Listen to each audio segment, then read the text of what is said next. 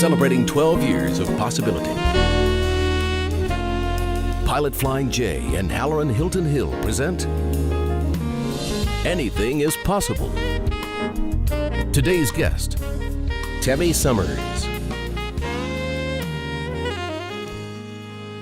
Welcome to another edition of Anything is Possible. These are great stories about great people whose lives prove that anything is possible. Today I want you to meet Tammy Sommers. Tammy, welcome to the broadcast. Thanks for having me. You have quite a story. Well, I do agree with you on that, honestly, when I think about, again, what I've been through, what my family has been through. It is quite a story. Not one I expected. And I really feel like your life and your story is a story of possibility. And when I ran into you at Moreland Heights Elementary School, and you were there helping and serving, and you were doing it with such joy, I was actually moved. Well, gosh. I was trying to figure out, I was trying to resolve how you had anything left to give, because you were at the Unitarian Church on the day that the gunman walked in the church and he killed some of your friends. Mm-hmm. But you were shot. Mm-hmm. In fact, I don't know where you were shot. Mm-hmm. I think you were shot in your head. Yeah. Can you show me where you were shot? Yeah, 5 of the fragments of it was a shotgun. So I say fragments of the bullet from a shotgun went into my skull on the left side. So, and it, I think hitting this artery, and again, just did it affect your eye? It did. You might be able to see that. It's kind of the one permanent damage that I have, because it hit the muscle here, and so. So I don't want to get. I don't even know how to do this interview, so I'm just going to try. Okay. Okay. Would you walk me through what happened? Because I want to get through what happened to what really happened. Right. Right. Well, yeah. I took my children to church that morning to see Annie Jr., which was a performance put together by children for the church, and so we went to see it. My children at the time were 3 and 5. And they were excited, and so I remember they were sitting behind me.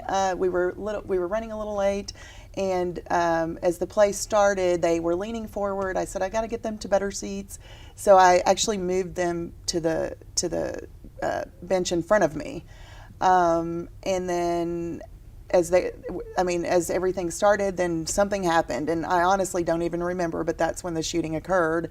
I know that somebody walked my children outside at that time. I really don't have great memories of that moment. I also know I followed them out when that happened, and the hardest memory that I really have, that I had to really do a lot of work to process, to be okay with, is that I walked out. People said, we thought you were just scathed because you walked.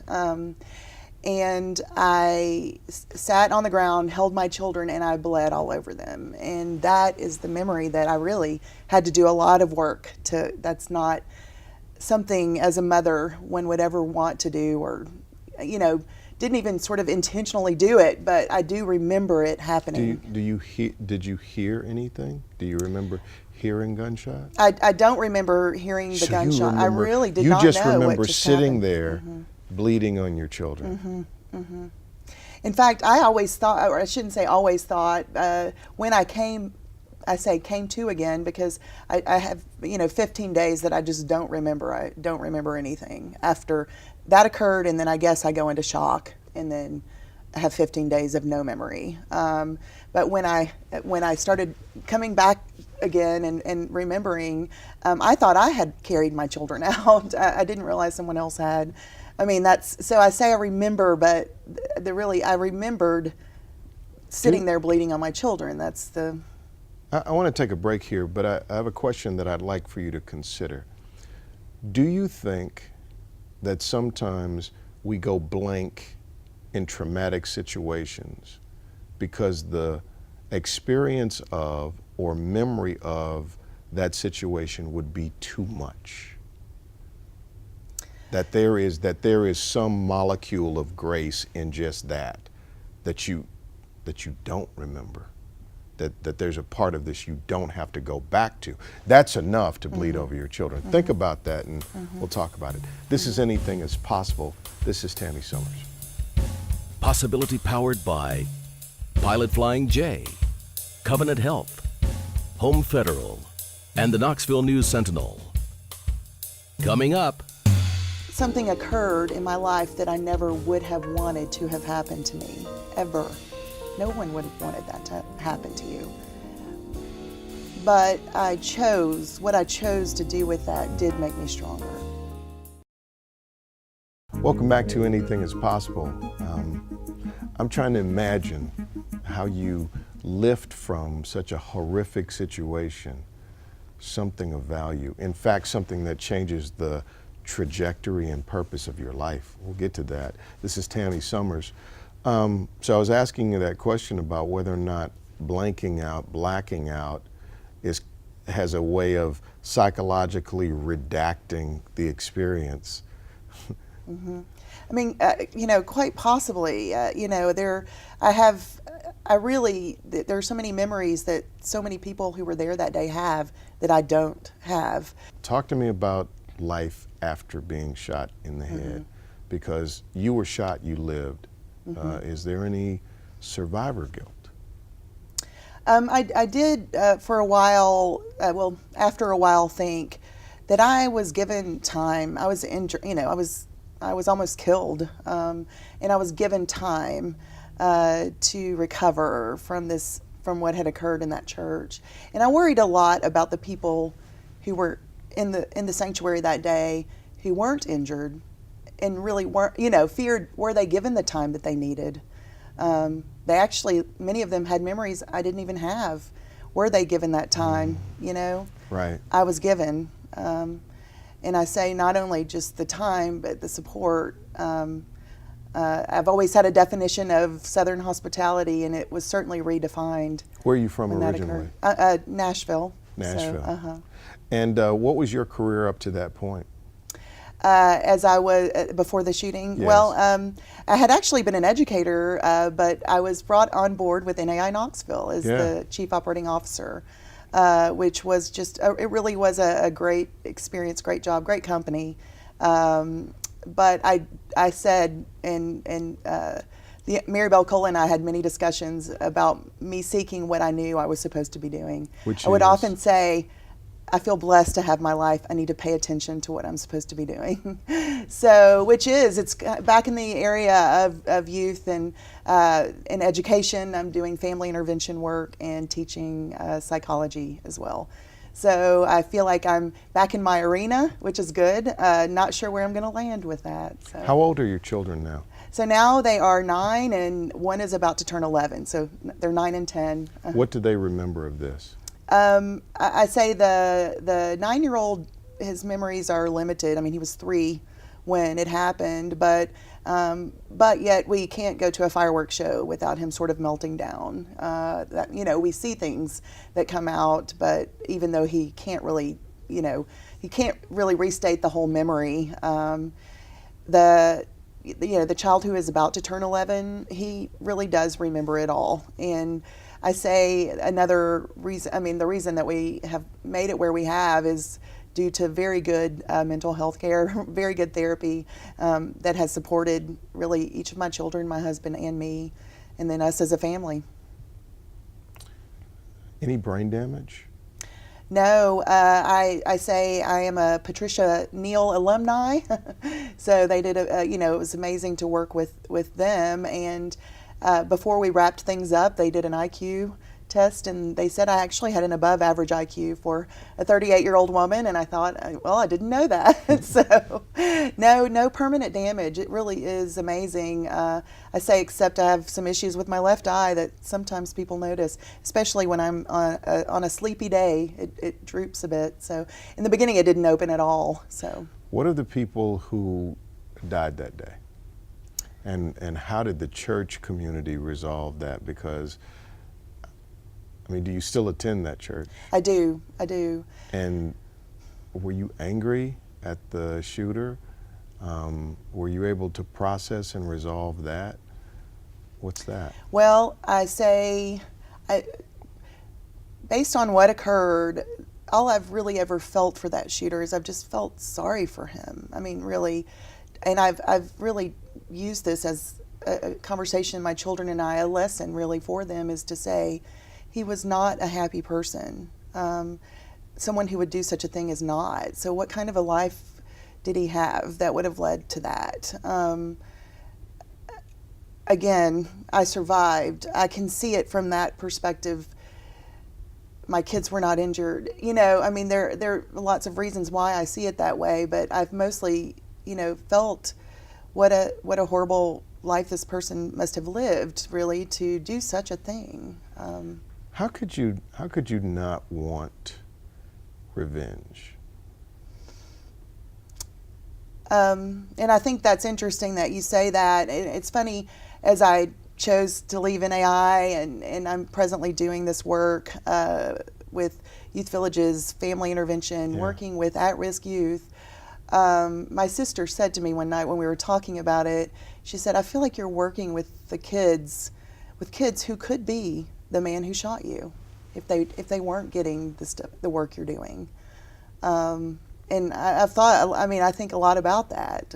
Is that what you're doing? Well, it's funny. I've not really thought. I've always, had an interest in helping youth and families and doing that kind of work, and really in public education, because I say it's the one intervention that everybody gets, and so what we do with that really matters because everybody gets it. So when I never thought about it like that, Halloran. I really just always thought what I'm supposed to be doing, paying attention to what I'm supposed to be doing, which is what caused me to make a change. But is it really related to the shooter himself? You don't know. I don't know. I'm just sitting here trying to reconcile that tragedy. I mean, what's amazing to me about your story is that you're trying to move forward and do something good with your life. I'm more stuck on you being shot in the head than you are. Mm-hmm. I can't get past that right now, just sitting here in front of you. Mm-hmm. I'm having a hard time. In fact, I'm having a harder time in this interview than I thought I would. Mm-hmm. Well, and I say this really tragic, just horrendous thing occurred in my life, and I really was so blessed with this city, this community, all the support, the great friends, family, and it took a lot of steps to be a stronger person than I was before it happened. So the net result of this tragedy has made you a better person. Yes, stronger. Mm-hmm. It has been revelatory in that it has shown you the kind of love that you're surrounded by. Mm-hmm. It has shown you the quality of the community in which you live. Mm-hmm. It has grounded your life even more deeply in your core purpose. Mm-hmm. So it's a net positive? I say it's something occurred in my life that I never would have wanted to have happened to me, ever. No one would have wanted that to happen to you. But what I chose to do with that did make me stronger. Wow. And that's a huge thing about possibility, right? It's how you process life. It's what you believe is possible based on what you have in front of you. Exactly. And you're saying that you had to make a choice.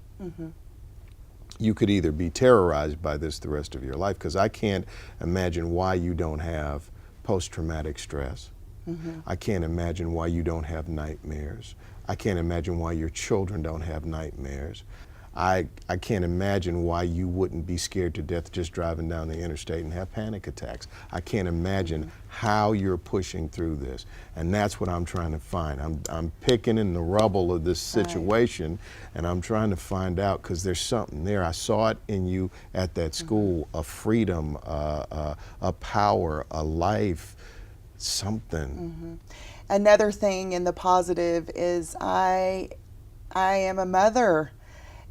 I'm so thankful for being a mother. I mean, I can't tell you. So when you were there that day, both of my kids were in that room. You know, one of them was making making the sandwich, and the other one was a safety patrol person, you know, doing the fundraising. And to be in that room with my children, to watch my children wait in line, so I spend a lot of time being very thankful for what I have. Wow. And in the way of my family, I guess we are stronger. You know, we are. And there were times with my older child, we would have moments. We did, and I said, we got to get some help here. We got to figure this out. Like, we did have a lot of support. We did get mental health care, treatment, you know, therapy, and to work through the things that we could hold on tight to. There isn't a thing about this tragedy that we do not discuss. Wow. You're watching Anything is Possible. This is Tammy Sommers. More in a moment.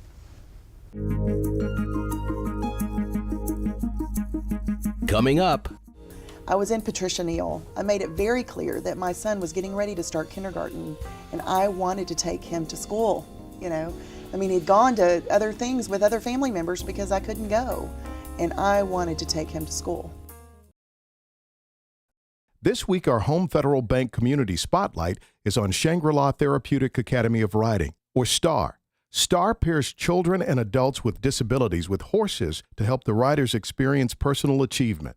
To learn more or see how you can get involved, visit rideatstar.org. Welcome back to Anything is Possible. My guest is Tammy Sommers. That shooting at the Unitarian Church that happened a few years back, she was there, she was shot, she sits here today, and this is her story. What did you come here today to say?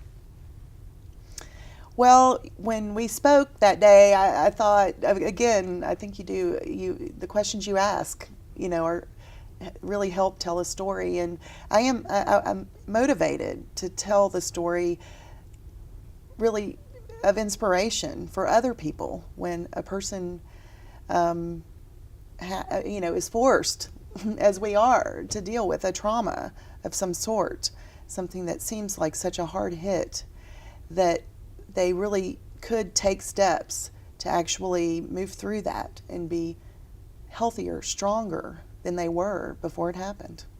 So step us through that.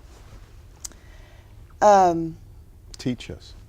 Well, and I would say, you know, this thing occurred, right? We have these things that occur in our lives, and it is thinking, what do I need to do?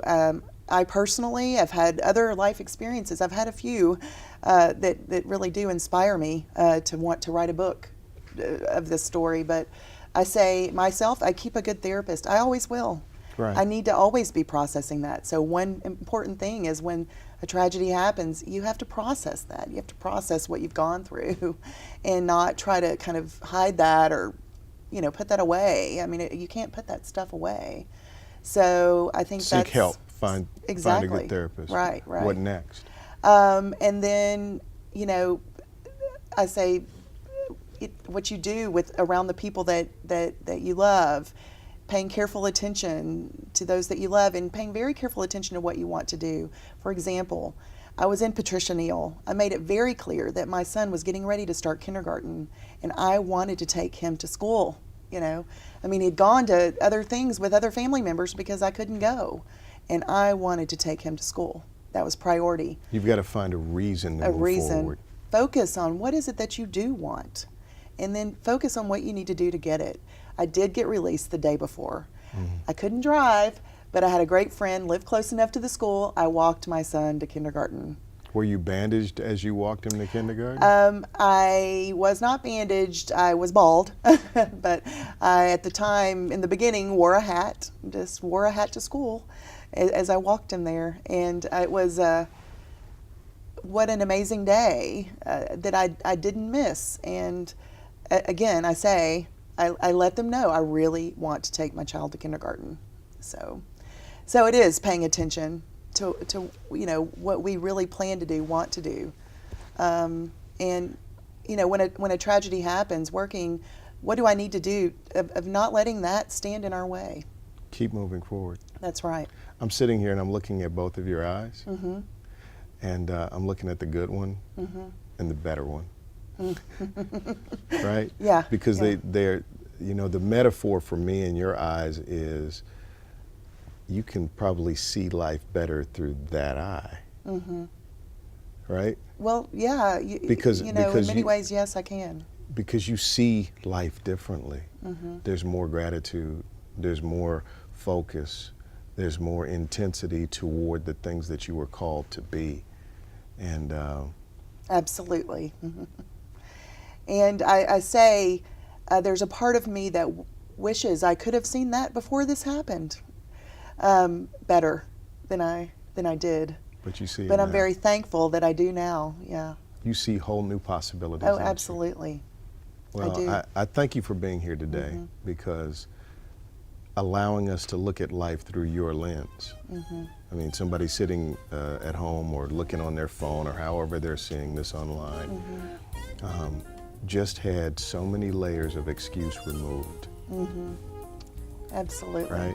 Yeah. If for yeah. you to sit here, you're shot in the head, for you to sit here and say, no, live, Yeah. Live. live. Mhm. God bless you. Oh, thank you. Thank you Thanks for so being much. here. We'll see you next time on Anything is Possible.